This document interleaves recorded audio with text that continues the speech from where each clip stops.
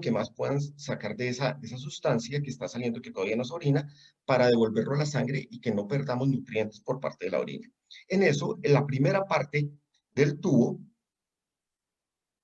se encarga de reabsorber sodio, potasio, cloro, fósforo, magnesio, calcio, glucosa, aminoácidos y bicarbonato. Entonces, si estamos dándonos cuenta, reabsorbe muchas sustancias. Y entre esas, importante todas, pero las más importantes van a ser fósforo y bicarbonato. Entonces, así nos llega el niño, ¿no? No crece bien. Le hacemos las preguntas de no come bien, vomita mucho, toma mucha agua, orina mucho, se deshidrata, posiblemente si hay algunas fracturas, si tiene mal olor, si ha tenido alteraciones del comportamiento, si se deshidrata. Si alguna de estas preguntas que tenemos nos sale, o sea, nos la contestan los papás que sí la presentan, entonces nosotros podemos decir, ve, este niño lo más posible es que tenga una tubulopatía, que es un término que muchos van a conocer también. Cuando decimos tubulopatía renal, entonces estamos hablando túbulo de las mangueritas que le estaba diciendo, patía, enfermedad renal del riñón. Entonces estamos diciendo que las mangueras que están en el riñón están teniendo alguna enfermedad. Para lo cual nosotros vamos a pedir lo principal, que son unos gases venosos, ya sean venosos o arteriales, buscando qué alteración vamos a tener, ya sea que tengamos poquito bicarbonato, poquito bretaña o mucho ácido, muchos limones. Para eso, si lo tenemos positivo, decimos que tenemos una acidosis metabólica. Y ya con las preguntas que tenemos con la falla del crecimiento y con la acidosis metabólica, nosotros podemos decir que sí tenemos un tipo de tubulopatía, un tipo de enfermedad. Y la principal enfermedad que vamos a decir es la primera, acidosis tubular renal.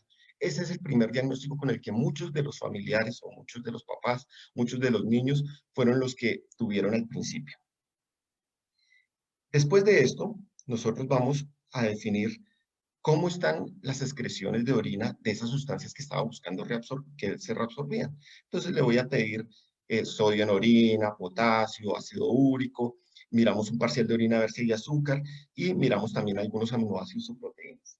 Si estas sustancias que estamos acá solicitando se encuentran muy incrementadas, yo estoy diciendo, ve, el trastorno principal que voy a tener es en la primera parte de esa manguera del riñón, que es microscópica, y que no me está reabsorbiendo las principales sustancias. ¿Por qué? Porque acá en esta parte, en esta manguera, se reabsorbe casi el 80% de todas estas sustancias.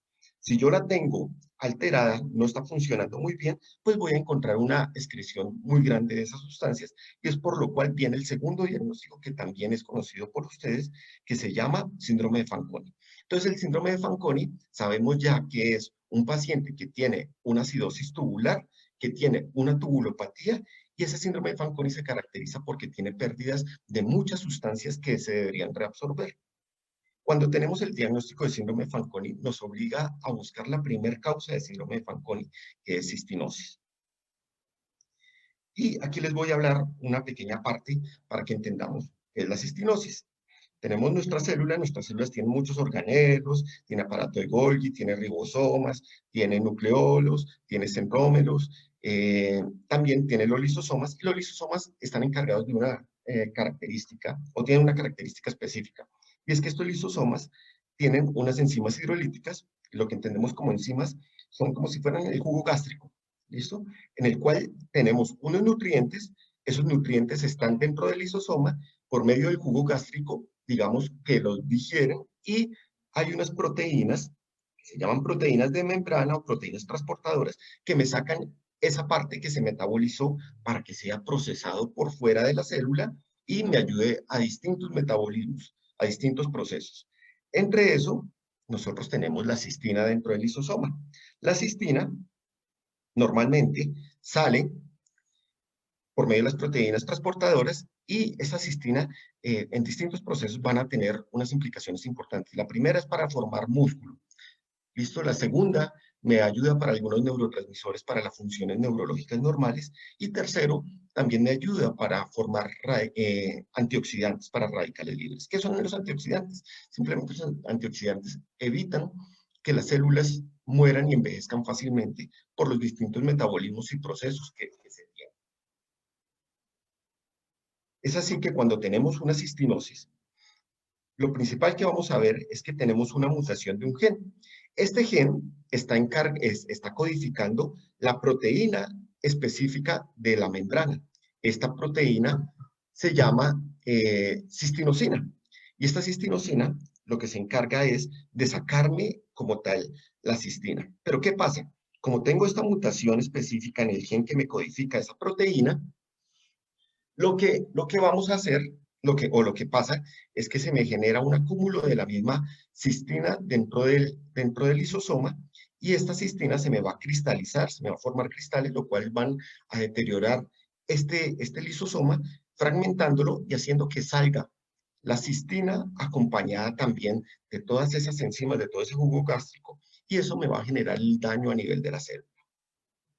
Esta alteración o estos cristales tienen una avidez principalmente por riñón a nivel del túbulo contorneado proximal, que era el que estábamos hablando, y también a nivel del ojo en la córnea, por lo cual ya sabemos que van a presentar principalmente dos compromisos, uno renal y uno ocular. Sin embargo, esta cistinosis tiene tres presentaciones. Y bueno, estoy hablándoles ahorita de la más frecuente de todas, que es la que se me presenta en el 95%, que es la cistinosis infantil. Sin embargo, existen dos presentaciones también, que es la cistinosis juvenil y la del adulto. Para que no se sientan excluidos tampoco los pacientes que estén con algunas presentaciones de joven y adulto. Sin embargo, es poco frecuente aún más esta cistinosis. En la presentación infantil se caracteriza por lo que habíamos dicho, la alteración en el patrón del crecimiento y por la presencia del síndrome de Fanconi. Sin embargo, aquí vamos a ver las tres presentaciones, la infantil, la juvenil y la del adulto, y tengo acá un círculo en el cual es más grande la presentación infantil, lo cual está diciendo que es mucho más frecuente. Segundo, es mucho más severa la presentación infantil. Segunda parte, la presentación juvenil es menos frecuente, no se presenta tan severa, no presentan tanta tubulopatía como la infantil. Y la tercera, que es la del adulto, la cual es una cistinosis no nefropática. ¿Qué quiere decir? Que no tiene compromiso renal, sino solamente ocular. Estas dos, tanto la infantil como la juvenil, sí tiene compromiso eh, a nivel renal. Clínicamente, esto es lo que vamos a ver, y es por lo que han pasado muchos de ustedes con esta cistinosis. Tenemos la cistinosis infantil, en la cual vamos a encontrar que tenemos excreciones elevadas de calcio, fósforo, sodio, potasio, bicarbonato, magnesio, la carnitina, que es un aminoácido también para formar músculo, y la glucosa. Este aumento de estas excreciones hacen que los niños no tengan una buena nutrición y sean niños que se van a ver con compromiso en la talla y en el peso, y que pueden tener compromisos muy severos. Después del año de vida, estos niños pueden empezar a presentar los cristales en la córnea, y hacia los 10 años, esto es la historia natural, o sea, sin tratamiento, ya presentan como tal una enfermedad renal crónica terminal. Cuando hablamos de enfermedad renal crónica terminal es que los riñones ya dejaron de funcionar, por lo cual van a requerir una terapia sustitutiva. ¿Cómo hace una terapia sustitutiva? Vamos a requerir ya sea una hemodiálisis o una diálisis peritoneal que nos favorezca la función del riñón mientras vamos haciendo un injerto renal, o sea, un trasplante renal. Sin embargo, también vamos a observar que los pacientes no solamente vamos a tener el compromiso en el riñón y en el ojo, sino también pueden presentar hipotiroidismo con una insuficiencia tiroidea, hipogonadismos, que sus genitales pueden tener alguna alteración. De por sí, muchos de estos pacientes se les puede asociar la infertilidad. Y si no reciben tratamiento hacia los 30 años, ya estamos contando que los pacientes ya tienen una miopatía y una retinopatía, y lo más posible es que ya estén presentando cuadros de catarata o cuadros de ceguera. Mientras que la presentación juvenil no se me lleva toda esta parte principal de los niños, empieza a tener una presentación mucho más tardía, después de los 10 años, y se me ocasionan una cosa que se llama proteinuria masiva. Las proteínas son unas sustancias que tienen que estar dentro de la sangre y me van a ayudar para, digamos, formar también músculo y tejidos, y para también muchos procesos. Sin embargo, la ubicación de la cistina ya me daña como tal el colador, y hace que esos agujeros del colador se me aumenten de tamaño, sean más grandes, lo cual deja de escapar estas proteínas. Cuando yo no tengo proteínas en la sangre, lo que voy a hacer son cuadros de inflamación. No estoy reteniendo el agua dentro de la sangre, y esa agua se me va a salir hacia, hacia la piel o hacia los tejidos. Ellos también van a presentar una enfermedad renal crónica terminal, o sea, van a requerir diálisis, pero en una forma tardía después de los 30 años. Y la presentación del adulto, la cual se me va a asociar solamente después de los 30 años como unos cristales en la córnea y va a progresar, si no tiene un adecuado tratamiento, a las mismas condiciones. Entonces, si nos damos cuenta, lo principal, las tres tienen compromiso ocular. Las dos primeras tienen compromiso renal. El compromiso renal de los niños, la infantil, la que se presenta desde el nacimiento hasta los 10 años de edad, es mucho más severa, puede tener un pronóstico peor. La juvenil también tiene un pronóstico malo, pero es mucho más tardío. Y esta tabla es súper bonita porque les voy a decir que no estamos hablando de que la cistinosis solamente va a afectar el riñón y los ojos. También pueden generar algunas otras asociaciones, como cuál. Por ejemplo, a nivel endocrinológico, va a presentar el hipotiroidismo, pueden presentar diabetes, eh, la infertilidad. A nivel renal, las tres características que habíamos dicho, síndrome de Fanconi, la proteinuria glomerular en la presentación juvenil, y en los dos, en tanto en la presentación infantil como juvenil, el deterioro de la función renal. En la piel, estos niños tienen una característica y es que muchas veces pueden sudar poco, por lo cual, como sudan poco, no pueden termorregular, no pueden manejar muy bien las temperaturas y tienen una intolerancia al calor, perdón. Y a nivel neurológico, pues que muchas veces no lo tenemos muy claro, estos niños y estos pacientes pueden tener algunas asociaciones importantes. Primero, algunos de los pacientes pueden tener alteraciones o problemas de comportamiento. Y eso está basado principalmente tanto en la acidez como en el compromiso neurológico por las cistinosis que pueden hacer que los niños tengan asociaciones con trastorno de déficit de atención e hiperactividad, que también tengan dificultad para el aprendizaje. Esto no es común de todos los pacientes, ¿no? Porque hay pacientes que yo conozco que tienen una normalidad en sus habilidades. Sin embargo, algunos sí pueden tener esto, otros pueden tener convulsiones, algunos pueden hacer accidentes cerebrovasculares o trombosis, y algunos también pueden tener una cosa que se llama encefalopatía sística, que quiere decir alteraciones musculares como una miopatía, que van a tener problemas para la deambulación, problemas para caminar, problemas para movilizarse y que pueden asemejar parálisis cerebrales. A nivel gastrointestinal, se les puede crecer el hígado, el vaso y pueden tener alguna insuficiencia pancreática. A nivel hematológico, pueden hacer cuadros de anemia. Y a nivel osteomuscular, es la parte también muy importante, que es lo que conocemos como raquitismo. ¿Y qué es el raquitismo? Simplemente es cuando tenemos una alteración en la formación de nuestros huesos por la presencia de fosfaturia, de estar orinando fósforo, que no lo deberíamos orinar, por lo cual la arquitectura de nuestros huesos no es normal y muchos de nuestros pacientes se van a presentar con angulaciones, con torceduras de los huesitos o con fracturas recurrentes. Entonces, en esto vamos. Entendimos que tenemos una alteración del crecimiento. Tenemos una acidosis tubular. Tenemos un síndrome de Fanconi que decíamos que era la disfunción completa del túbulo contorneado proximal o de uno de los túbulos de primera parte del túbulo del riñón. Entonces, nosotros con la sospecha de cistinosis, lo primero que tenemos que sacar es la cistina en leucocitos, que es la prueba que a todos se le han enviado, a todos los pacientes que tienen cistinosis, y que se busca tener unos valores referentes a la población. Nosotros sabemos que la cistina en leucocitos es positiva por encima de 0,2. Sin embargo, en nuestra población colombiana, en estudios, se sabe que nosotros podemos tener hasta 0,34 como valor normal, o sea, inferiores a 0,34.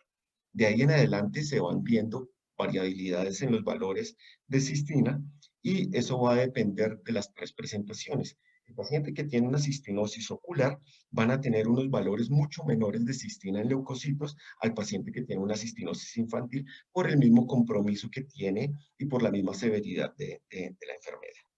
Ya teniendo el diagnóstico con la cistina en leucocitos, vamos a hacer una valoración oftalmológica. ¿Y esa valoración oftalmológica para qué es?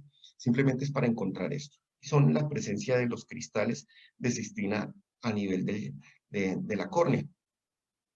¿Qué característica tiene la córnea? La córnea pues es totalmente cristalina, eh, tiene sus células y no tiene vasos, es lo importante, no tiene un riego sanguíneo muy importante, por lo mismo por lo que tiene que ser cristalina.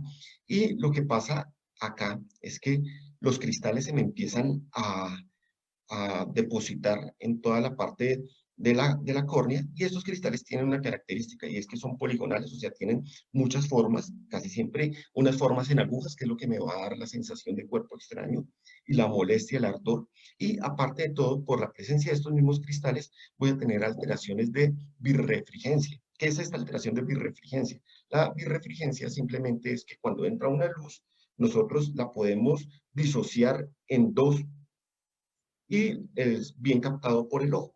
Cuando la luz entra en un paciente con cistinosis, va a tener una alteración en la birrefringencia, por lo cual esa luz va a ser múltiple. Y es lo que incomoda a los pacientes, dando lo que nosotros conocemos como fotofobia, que es la sensación de fastidio frente a la luz que la presentan tanto los pacientes con cistinosis infantil, juvenil o la del adulto. Así, en los primeros 10 años de vida vamos a ver que esa córnea va a estar totalmente comprometida por cristales y de ahí en adelante pueden, si no reciben tratamiento estos pacientes, puede seguir progresando o sea, aumenta esa progresión de los cristales, comprometiendo toda la cámara anterior y la cámara posterior del ojo, llegando a comprometer hasta el nervio óptico y presentándose la ceguera si no reciben tratamiento. Estos cristales se van a presentar centrípetamente, o sea, desde la periferia hacia el centro. Por lo cual, cuando ya tenemos este compromiso a nivel central de la córnea, ya ha pasado más de 10 años y no se ha recibido un tratamiento adecuado. Entonces, ya supimos que tenemos una alteración del crecimiento, una tubulopatía, esa tubulopatía es una acidosis metabólica, una tubulopatía tipo Fanconi, que tiene todas las alteraciones para la reabsorción de algunas sustancias. Ya sospechamos que era una cistinosis, tomamos la cistina en leucocitos que nos salió positiva y ahora vamos a ver y comprobamos por parte oftalmológica que teníamos alguna alteración ocular. Entonces vamos a ver cuál es el tratamiento y el tratamiento se basa en dos partes, o bueno, digamos tres, pero las dos partes principales es, primero, lo que voy a tratar de mejorar es toda la suplencia de ese síndrome de Fanconi. Cuando decíamos que se está desnutriendo por el riñón, es que tiene grandes pérdidas de algunas sustancias y esas sustancias son las que me están comprometiendo la vida del paciente. Por lo cual, yo lo que voy a buscar, la primera parte del tratamiento es mejorar metabólicamente al paciente dando las suplencias de las necesidades que está perdiendo. Entonces, si el paciente tiene una acidosis metabólica, pues yo sé que tiene mucho ácido y tiene poco bicarbonato, ¿qué le voy a dar? Una solución de citratos o un bicarbonato, con lo cual voy a llevar esto a un balance. La segunda, yo tengo una hipofosfatemia, tengo poco fósforo en la sangre. ¿Por qué? Porque estoy teniendo unas pérdidas elevadas en la orina. ¿Qué voy a tratar? Voy a tratar de normalizar, dándole fósforo para que tenga unos adecuados valores de fósforo en sangre. Ese fósforo se me una bien al calcio y me forme bien los huesos, por lo cual le voy a dar una solución de fosfatos. Si yo tengo una hipocalemia también asociada, o sea, tengo el potasio bajo y esto me está generando alteraciones cardíacas, o otras alteraciones metabólicas, pues tengo que darle potasio tomado, ya sea en elixir o en jarabe. Si también asociado a esto tengo un déficit de vitamina D, pues tengo que darle una vitamina D para fortalecer ese metabolismo de los huesos y tratar como tal el raquitismo. Y si yo tengo, ya después de organizado y de tratado toda esa parte metabólica, una talla baja patológica, o sea, a pesar de todo lo que yo le estoy dando, el niño no me sigue creciendo acorde a lo que yo quisiera o está muy bajo a la talla, yo tengo que darle una hormona de crecimiento para favorecer esa velocidad del paciente. Y aquí les voy a contar una historia para que entendamos un tratamiento. Yo tengo un estadio, en este estadio se van a jugar un partido. Este partido va a presentar, va a haber un partido entre dos equipos, un equipo azul y un equipo rojo. Los dos tienen unas barras muy bravas, unos hinchas muy fervientes, que son agresivos. Cada uno tiene la ubicación para la entrada por una puerta específica del estadio. Pero ¿qué pasa? Ya cuando están ingresados todos al estadio, hubo un accidente y se me perdió la salida o la entrada de los hinchas rojos. Entonces, ¿qué voy a hacer? Yo tengo que favorecer la salida de esos hinchas rojos, por lo cual a estos hinchas rojos, no estoy diciendo que esto se pudiera hacer, pero para que lo entendamos, simplemente los voy a disfrazar. Les voy a poner una camiseta azul para que puedan favorecer y puedan salir por la misma entrada de los hinchas azules. Entendida esta parte, es una analogía que les iba a explicar. Así tenemos nuestro lisosoma y dentro de nuestro lisosoma ya habíamos dicho que tenemos la cistina con una puerta de salida de la cistina específica Pero no es el único aminoácido que tenemos dentro del lisosoma, también tenemos otros aminoácidos y también tenemos otras puertas de salida de esos aminoácidos. En eso se basa el tratamiento con el glutamato de cisteamina. Y es que este tratamiento, simplemente la cisteamina llega y se me une como tal a la cistina y digamos lo camufla para que pueda salir por otros canales específicos que son los de lisina, pero bueno, digamos que son otros canales y eh, pueda utilizar esas puertas. Claro que no va a ser totalmente en el 100% que van a poder salir esta cistina, pero por lo menos ya no se me van a generar esos depósitos de cristales y ya no vamos a tener como tal esa severidad y vamos a evitar que se me fragmente esos lisosomas y que tengamos todo el compromiso. Es así que cuando estamos con estos pacientes recibiendo esta cistina y estamos dando el tratamiento metabólico, lo vamos a evaluar así. Primero, vamos a mirar cómo está la cistina en leucocitos en estos pacientes y estamos esperando que, iniciado el tratamiento, por lo menos logremos bajar al principio a un 50% de esa cistina con la que inició el paciente. Segundo, nosotros queremos llevar estos valores de cistina, estos valores de cistina a un rango normal, a un rango, digamos, no normal, sino a un rango seguro. Y ese rango seguro es similar a los valores de cistina que encontramos en los adultos que no tienen compromiso eh, renal, sino solamente compromiso ocular. Entonces yo quisiera que esa cistina estuviera por lo menos en uno. También vamos a ver y vamos a evaluar que tengamos un adecuado estado ácido-base, o sea, que tengamos un bicarbonato en sangre lo más óptimo posible y lo más normal, unos electrolitos buscando tener un sodio, un potasio, un cloro en valores adecuados y mirar también los minerales con el fósforo y el calcio para favorecer el crecimiento. En este momento, si ya tenemos esto, ya estamos diciendo que estamos favoreciendo que el niño tenga un adecuado crecimiento, que empiece a tener una velocidad de crecimiento normal. Sin embargo, esta velocidad de crecimiento es normal para él. No estamos diciendo que esté alcanzando a la talla que debería tener para su edad o para su edad principalmente. Por lo cual, ahí es cuando tenemos que evaluar si el niño va a requerir hormona de crecimiento. Y a nivel ocular, pues vamos a también llevar el control para ver que no se me estén generando más cristales de cistina. Pero en esta parte es algo importante que ya les voy a explicar. Y lo bueno de esto es definir que recibiendo la cisteamina vamos a tener un pronóstico muy bueno. Este pronóstico es general, o sea, no estamos hablando solamente de riñón ni de ojo, sino es un pronóstico multisistémico. Entonces, lo primero es que cuando los pacientes empiezan a recibir cisteamina, esta cisteamina me va a retrasar que vayan a entrar en terapia de diálisis hasta 10 años. O sea, que me va a mejorar esa parte de progresión de la enfermedad y esto me favorece mucho para la calidad de vida de nuestros pacientes, tanto para el paciente con presentación juvenil como el de presentación infantil. ¿Listo? También me va a presentar, me va a prevenir complicaciones extrarrenales, principalmente me va a disminuir el riesgo hasta en un 87% de hipotiroidismo, me va a reducir hasta en un 60% ese trastorno muscular que hace que los niños no puedan tener una fuerza suficiente, que no puedan tener y que tengan trastornos de movilidad. También me va a disminuir la fibrosis pulmonar que se presenta en algunos pacientes. Estos pacientes pueden requerir muchas veces soporte con aparatos como el BiPAP para que puedan mejorar la parte ventilatoria y también la disfunción pancreática. Me previene la alteración del crecimiento, o sea, que tengan ese compromiso de no crecer si se inicia muy temprana la dosis, pero es importante que esta cisteamina tomada no me va a tener efecto en los depósitos de córnea ni en la fertilidad. Y hablamos principalmente en córnea porque como ya sabíamos que no me llegaba suficientemente sangre a esa córnea, no voy a llegar, no me va a llegar, digamos, el medicamento ahí, por lo cual siempre tiene que tener un coadyuvante, que son la misma cisteamina en gotas o en gel para disminuir por lo menos la progresión de esos cristales.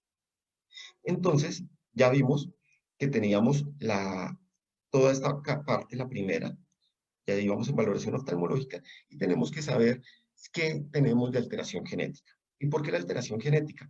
Pues vamos a ver cuál es el patrón de herencia. Tenemos dos patrones de herencias principales acá. Esto puede ser un patrón de herencia de novo, o sea, nuestro niño con cistinosis puede ser que debutó por una mutación específica del gen, del CPNC, del gen que les estaba diciendo. apareció él solo sin que los papás tengan una mutación leve. ¿Listo? La otra es que tanto el papá como la mamá tengan una mutación que no es clínicamente significativa, sino que preciso cuando se unieron los dos papás y este espermatozoide y este óvulo empezaron a hacer su inclusión y a formarse, preciso se me unieron las dos mutaciones que no eran clínicamente específicas para mutar completamente el gen.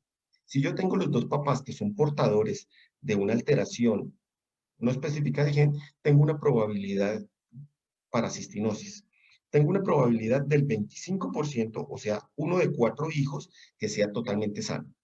Tengo la probabilidad de 2 hijos, o sea, del 50%, que mis hijos sean igual de portadores que sus papás. Por lo cual toca seguir haciendo la secuencia más adelante para ver si su niño en un futuro va a presentar, o sea, los nietos o los hijos de los que son portadores también van a presentar cistinosis. Y existe un 25%, o sea, uno de cada 4, que me va a presentar cistinosis. Ahora, cuando yo tengo un hijo con cistinosis, existe solamente un 25% de que mi segundo hijo también tenga cistinosis.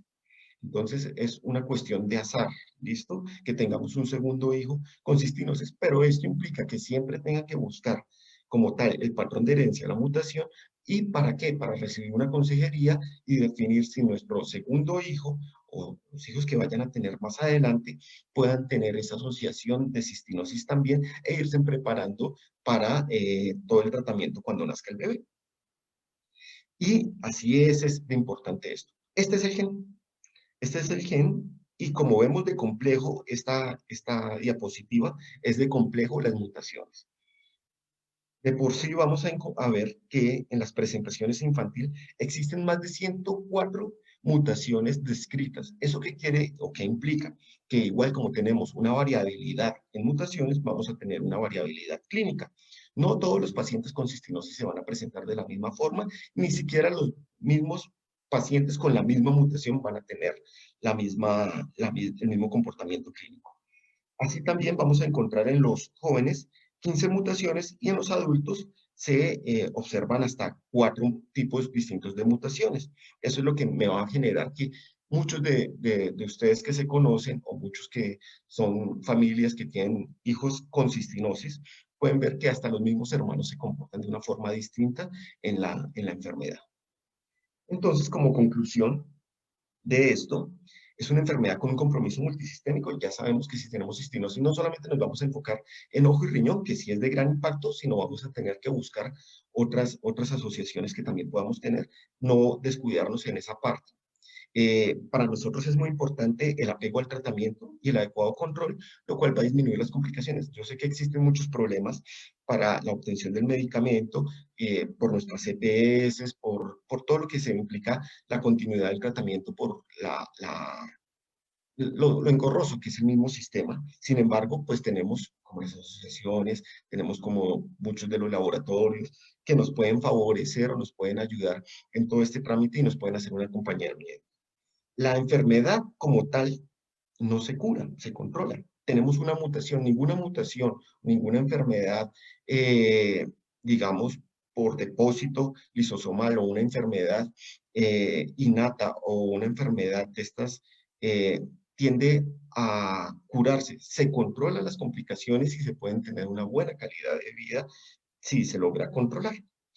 Es importante establecer la asociación genética y recibir la asesoría para que se vayan programando si su próximo hijo va a tener también cistinosis o, si o quienes son portadores en la familia de cistinosis. Y esta parte es súper importante. Recuerden, papás, familiares, que ustedes no están solos. Y cuando nosotros, los médicos, estamos atendiendo a sus niños y estamos diciendo que necesitamos un trabajo en equipo, los estamos implicando a ustedes, estamos implicando a los papás, a los pacientes y estamos hablando del grupo multidisciplinario de distintas especialidades médicas que van a seguir los controles. Concluida esta primera parte, que era como les quería hacer llegar, vamos a contestar unas preguntas.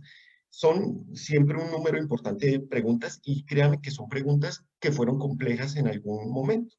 Entonces, primero, una pregunta, ¿Por qué son tan de baja estatura y son tan delgados? Entonces hablábamos que este compromiso es multifactorial. Ya sabíamos que nos estamos desnutriendo básicamente por parte del riñón, pero ¿qué es lo que en realidad me está afectando para que estos niños sean tan de baja talla y que sean tan delgados? Primero, la acidosis metabólica. Esta acidosis metabólica ya supimos que lo que me va a generar es una resistencia a la hormona de crecimiento y por otra parte, el hecho de estar acidótico en los pacientes van a generar una característica específica y es que los pacientes siempre se me asocian con inapetencia, no van a querer comer o muchos se me asocian también con episodios de vómito recurrente, lo cual tampoco hace que se favorezca una nutrición adecuada.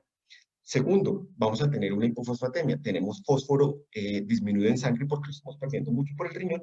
Y si nos acordábamos, o lo que yo les estaba diciendo, ese fósforo se me va a unir al calcio para formar esos huesos. Si yo tengo unos buenos huesos, pues voy a tener un buen crecimiento. Si yo tengo una arquitectura anormal de esos huesos, va a hacer que ese huesito, que es frágil, una de dos, no me crezca normalmente o se me pueda fracturar y eso también me va a alterar el crecimiento. Y la tercera parte, esta miopatía. La miopatía es el trastorno muscular. Cuando estamos hablando del trastorno muscular, estamos hablando de todos los músculos que tenemos en nuestro cuerpo, no solamente con los que corremos, caminamos, sino también los músculos con los que respiramos, los de nuestra caja torácica, y también los músculos que, eh, que nos ayudan para digerir, por lo cual muchos de estos pacientes tienen trastornos de deglución, tienen reflujo gastroesofágico, no comen muy bien y en algunos pacientes vemos o hemos visto que favorecemos la parte nutricional con la gastrostomía. Ahora, otra pregunta decía, ¿por qué no le aumenta el fósforo? Ella, o sea, la hija, toma 25 centímetros cúbicos y no le sube. Y la acidosis tampoco baja mucho. Entonces aquí estamos hablando de que le estoy dando fósforo. Cuando estoy dando fósforo, solamente es para el fósforo. Para que baje la acidosis, tengo que darle ya sea el bicarbonato o la solución de citratos. Pero lo que nosotros tenemos en nuestro tratamiento, que esto es una piedra angular, es muy difícil para nosotros, es que estamos haciendo un control periódico de los valores de bicarbonato en gases y la medición de fósforo sérico. Nosotros en esto tenemos un tratamiento que es de administrar y titular. O sea, vamos administrando y según las excreciones que vamos teniendo, vamos buscando un balance. Es complicado. ¿Y por qué es complicado? Ustedes mismos, papás, saben que cuando estamos dando fósforo y se han visto que dar cantidades elevadas de fósforo va a dar una irritabilidad gástrica severa, va a dar episodios de diarrea, entonces clínicamente nosotros estamos favoreciendo. Primero, no queremos tener al paciente a cada rato con diarrea, también ayudándonos a la desnutrición y a la deshidratación. Y segundo, tampoco queremos que este paciente pues presente cuadros gastrointestinales o cuadros de irritabilidad gástrica que no me puedan o que me pueda afectar toda la medicación. Entonces, esta parte es muy difícil.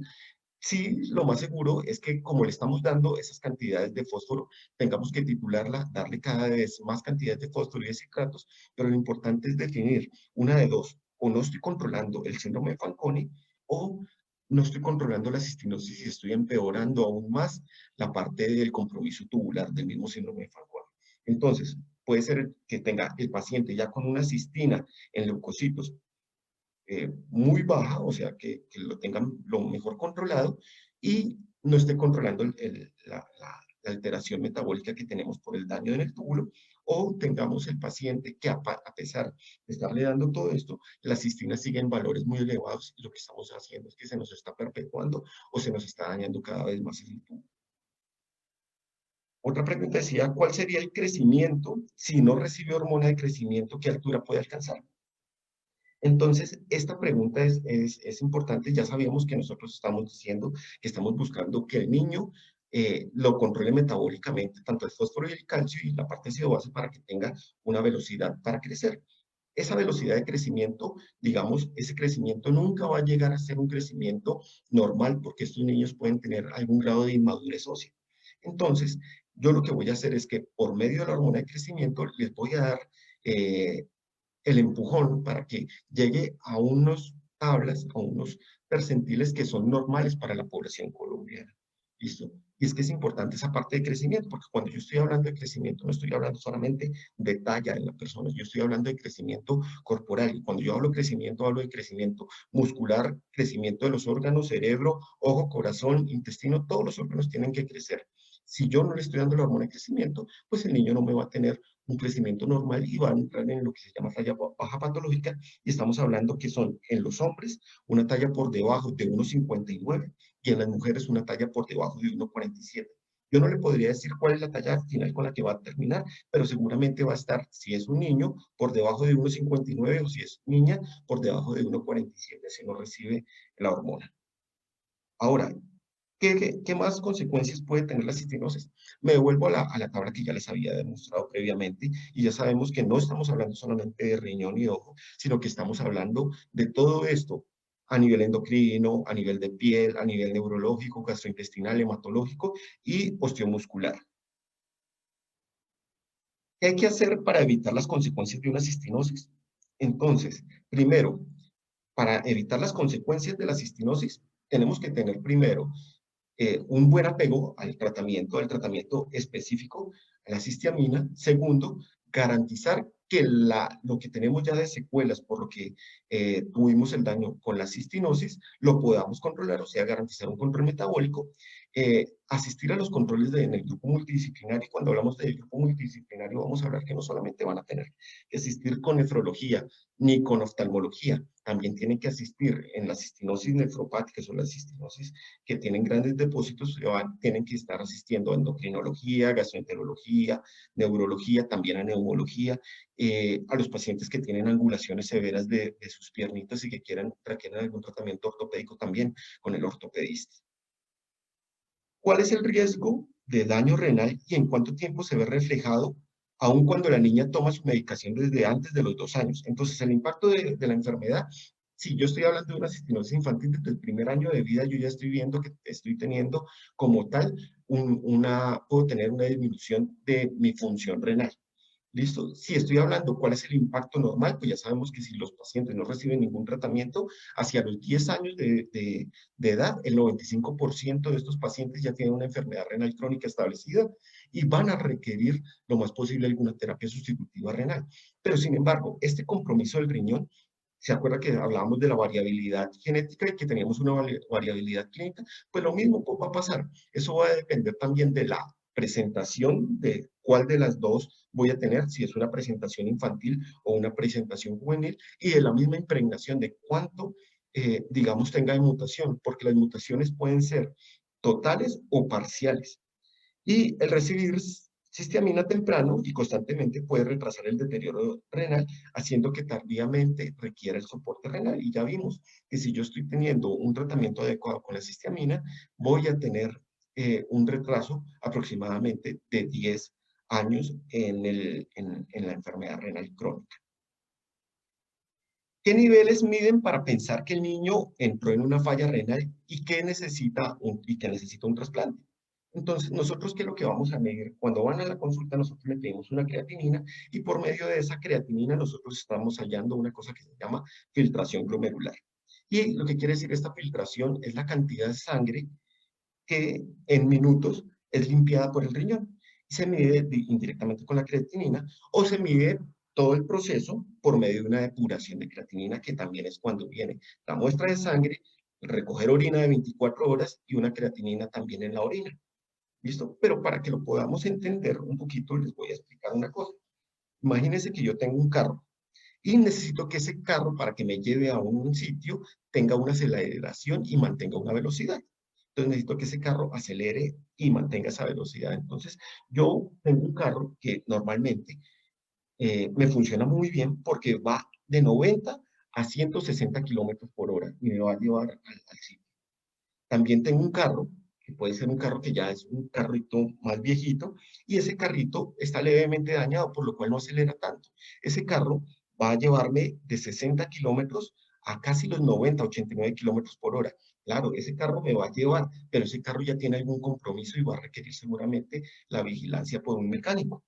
También tenemos otro carro que no me acelera más de 60 kilómetros por hora, de por sí solamente lo mínimo que me da es de 30 kilómetros y lo máximo es a 60 kilómetros. Claro, esos son los carros más viejitos. Este carro ya requiere más reparaciones, estar más pendiente, tiene un daño mucho más severo. Sin embargo, pues yo voy a llegar. También tengo un carro que solamente me acelera 15 kilómetros por hora. Este carrito ya sabemos que apenas me sirve para hacer el mandado, pero este daño ya está irreparable. ¿Listo? Es un daño que el carrito ya no me está funcionando. Y tenemos un carrito que ni siquiera solamente me enciende y va a 10 kilómetros por hora. Yo ya sé que ese carro voy a necesitar una grúa para movilizarme. ¿Listo? Esta analogía es para que no entendamos la clasificación de enfermedad renal. Así voy a tener las velocidades. Y digamos, estoy normal cuando tengo una filtración por encima de 90 centímetros cúbicos por minuto. O sea, estoy limpiando 90 centímetros de sangre por minuto con mi riñón. Una moderada de 60 a 89, una disminuida de 30 a 59, una grave de 15 a 29 y los pacientes que tienen menos de 15 centímetros por minuto de sangre que estoy limpiando el riñón son los pacientes que están en insuficiencia renal y que no van a necesitar una grúa, sino necesitan una diálisis y es el paciente que después de cierto tiempo va a requerir que le cambien ese motor a ese carro, o sea que van a requerir un trasplante renal. Otra pregunta que decía es cómo van los avances para una cura, y ya habíamos establecido esto. Como tal, es una enfermedad crónica, es una enfermedad que existe como una mutación específica de un gen, por lo cual no va a existir una cura. Existe un tratamiento que me va a favorecer toda esa asociación, que me va a ayudar, pero las mutaciones genéticas no tienen curas establecidas y solamente se les da un tratamiento para controlar la enfermedad y para manejar las asociaciones que impliquen esta misma enfermedad. Entonces, como tal cura no vamos a decir, pero sí vamos a decir que existen ya los tratamientos que están recibiendo muchos de ustedes, son tratamientos que llevan mucho estudio y que han sido ideales y óptimos para el control de la enfermedad. ¿Qué otro tratamiento hay para controlar la enfermedad? Y no, el único tratamiento establecido y aprobado para cistinosis, tanto por la FDA, que es la Federación de Alimentos y de Medicamentos, por todos los entes, digamos, que manejan medicamentos, es el bitartrato de cistiamina en tabletas. Ese bitartrato de cistiamina eh, puede haber varias presentaciones, unas de presentación de corta duración y de larga duración, que eso ya son por casas farmacéuticas, y también tenemos esta cistiamina también en gotas o en gel, que es el coagulante para el compromiso. Unos seguimientos y cada uno tiene unas dosificaciones específicas. ¿De dónde se extrae la cistiamina para que podamos hacer nuestro propio medicamento y no sea tanta la lucha por adquirirlo? Y ese es un problema importante que sé que todos pasan y es la dificultad que tienen para obtener el medicamento. Lamentablemente es un producto que requiere proceso específico de producción, no es un producto que yo lo vaya a conseguir de los alimentos o que lo tenga en un producto básico con el cual nosotros podamos hacer. Entonces, no se va a obtener de productos orgánicos y es un proceso que es una biosíntesis, un proceso complejo, que es una biosíntesis de los mamíferos, o sea que un mismo mamífero es el que me está creando esta, este, este medicamento y pues por eso no lo van a obtener fácilmente, solamente existen presentaciones famosas. Hay una dieta específica para cistinosis que le ayude a mantenerlos más sanos. Entonces, como dieta es todo lo que podamos tener de suplementos nutricionales para ese paciente. No existe una dieta específica, sin embargo, sí requieren un aporte nutricional que vaya a favorecer la ganancia de aminoácidos esenciales, por lo cual estos pacientes también van a recibir a veces carnitina o reciben carnitina que nos va a favorecer también toda esa parte muscular. Eh, Esto es para el paciente con cistinosis, pero si tenemos un paciente con cistinosis con afectación severa de la parte renal, va a ser totalmente distinto. Y es que nosotros ahí ya vamos a dar una dieta específica, es por el compromiso del riñón con algunas limitaciones. Y ya está, es un niño para diálisis, entonces ese niño ya como tal no me está funcionando bien el riñón, entonces yo le voy a dar una dieta específica para que podamos mantener unos niveles adecuados y una terapéutica con la diálisis adecuada. No va a ser como tal para la cistinosis. Otro es, ¿por qué se ha demorado en caminar mi hija? Y me pregunta si va a caminar. Claro, muchos de los niños cuando tienen una presentación más severa, mucho más temprana, pues van a tener la miopatía, el trastorno para la movilización. Aparte, ya hablábamos también de la encefalopatía por cistinosis, y esto va a hacer que muchos de nuestros pacientes tengamos un retraso en hitos y habilidades, o sea, un retraso en el desarrollo psicomotor. Sin embargo, caminará, lo más posible es que sí camine, y eso va a depender de lograr una adecuada nutrición un control metabólico y que tenga el soporte por terapia física o terapia ocupacional para la disfunción neuromuscular que vaya a tener el paciente. Una pregunta grande era, en el examen físico, este es de un paciente con una cistinosis ocular no nefropática, y pregunta que en el examen físico y otro como las angiografías que anualmente le han hecho en la clínica de ojos no muestran progresión de los cristales. El tratamiento con las gotas no solo fue indicado tardíamente, sino que luego ha sido muy intermitente. Sin embargo, no han progresado los cristales. Este tratamiento de esta manera mencionada ha logrado la no progresión o debería mirarse otros estudios alternativos. Entonces, en este punto es algo importante decir que, pues, por suerte no ha progresado. Sin embargo, eh, esto no quiere decir que este tratamiento haya sido bueno. Se supone que tenemos que tener un apego y una continuidad. El tratamiento con las gotas o con el gel eh, simplemente lo que va a hacer es disminuir la progresión.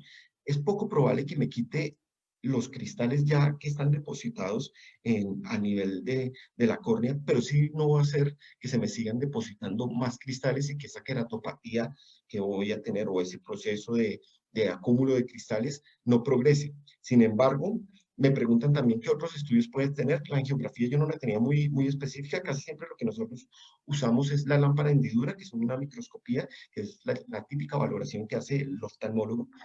También hay otro estudio, como se llama la tomografía de coherencia óptica, que es un estudio un poquito más complejo, y otro que se llama la microscopía confocal en vivo, que es el estudio ideal porque casi siempre me está mezclando los dos estudios. Sin embargo, esta microscopía confocal en vivo es un estudio que no lo tenemos tan fácilmente en nuestro país que conozco, creo que en Medellín tiene el equipo y el otro equipo lo tiene en la clínica Barraquer acá en Bogotá.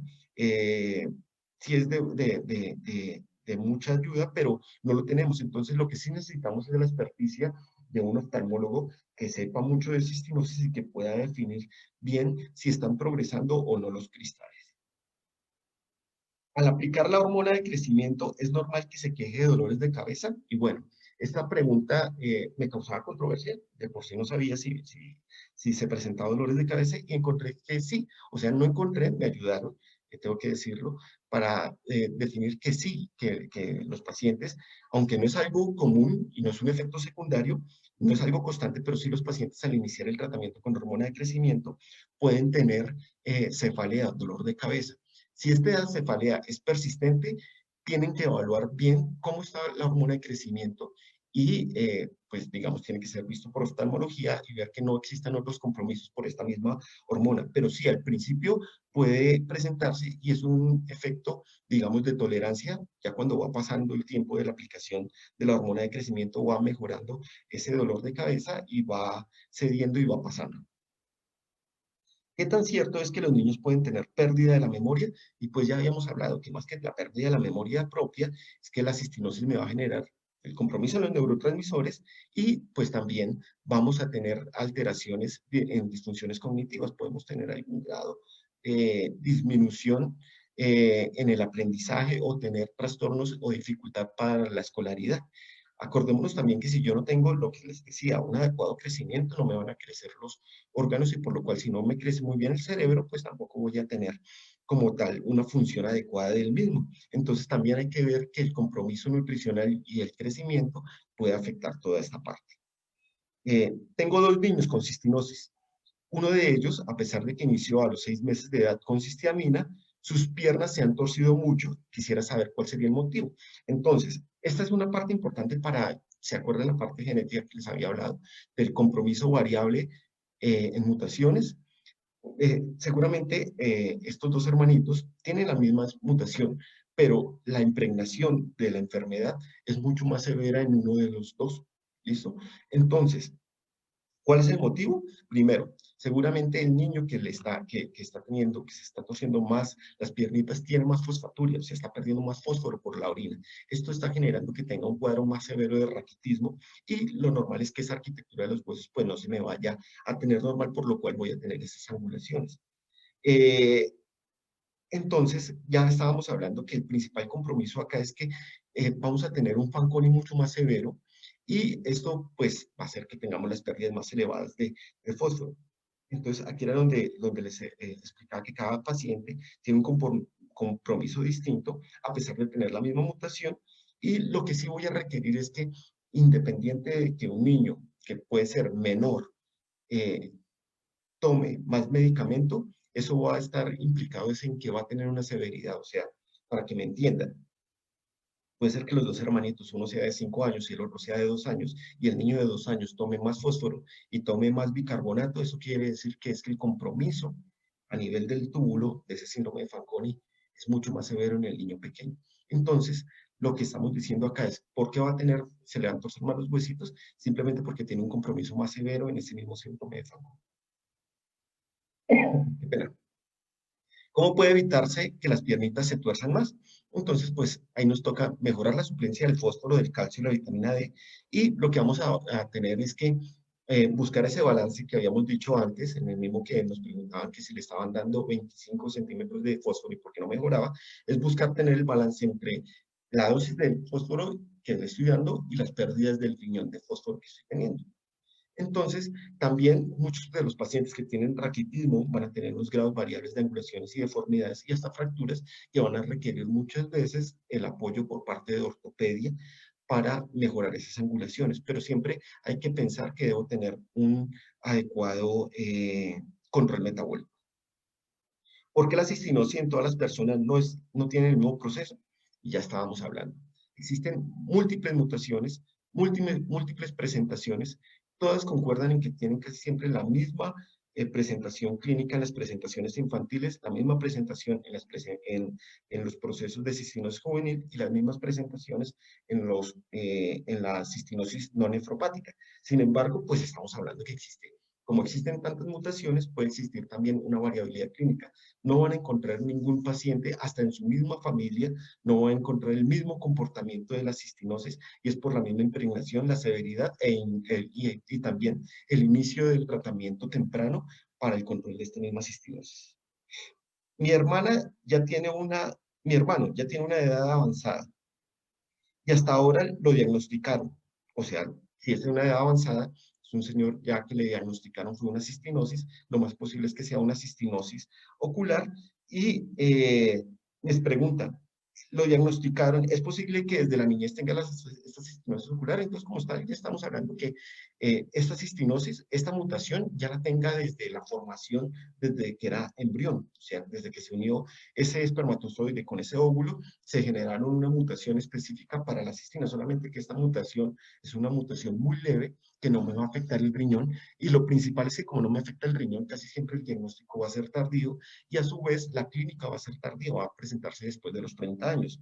Se diagnosticó ya tarde y vamos a saber que de todas formas, tardíamente esta cistinosis ocular se van a encontrar más de 4 mutaciones establecidas para esta cistinosis no nefropática y pues que en estos pacientes que tienen cistinosis ocular, pues el diagnóstico es mucho más tardío porque clínicamente no es tan florido para estar sospechando que sea una cistinosis. Muchas veces son con los hallazgos de los cristales y después confirmado con la cistina en leucocitos.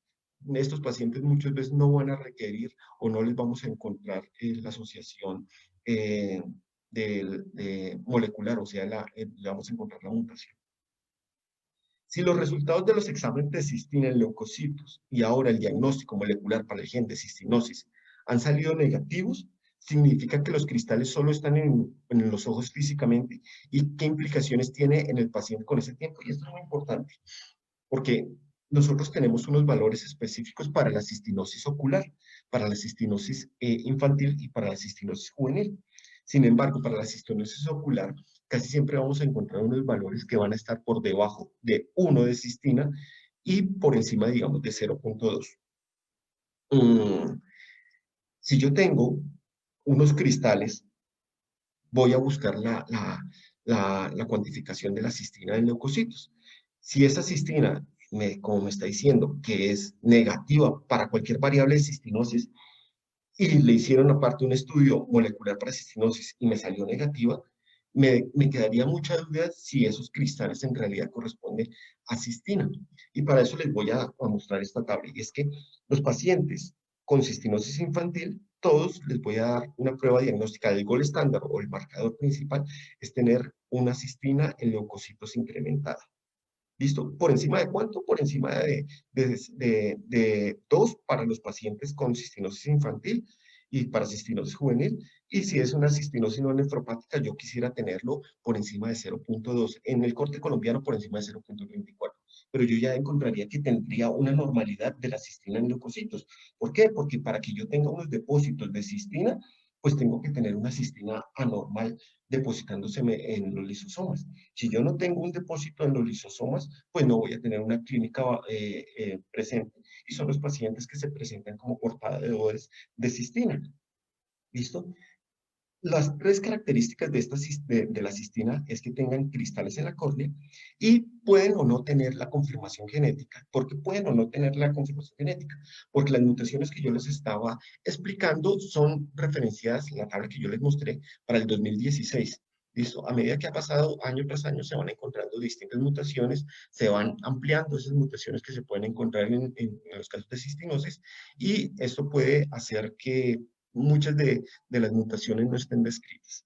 ¿Listo? Entonces, sin embargo, pues, para que lo entendamos, todas las cistinosis tienen cristales en la córnea, pero no todos los cristales en la córnea son cistinosis. ¿Listo? Hay otras implicaciones, otras queratopatías oculares que pueden estar asociadas con otros depósitos de aminoácidos o otros procesos metabólicos o otras enfermedades asociadas. ¿Y qué va a pasar si el paciente que tiene cistinosis, cualquiera de las variantes de cistinosis, no recibe el tratamiento coadyuvante con sus gotas oftálmicas? Pues simplemente va a tener una pérdida completa ocular, una ceguera.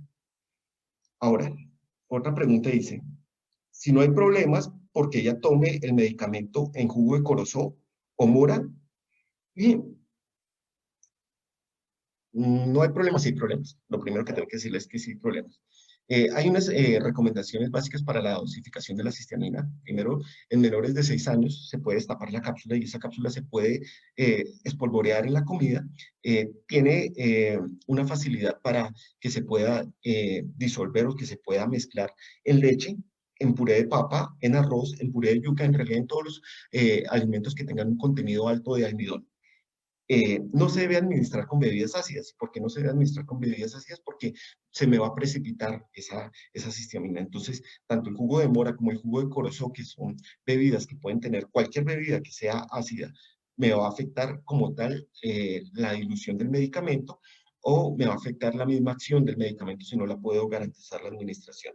Y la administración específica por horario va a depender de la presentación, ya sea de corta duración o de larga duración, y puede ser, no hay ninguna anormalidad o no me va a presentar ninguna relación al administrarla con los suplementos o con el soporte metabólico, no interfiere.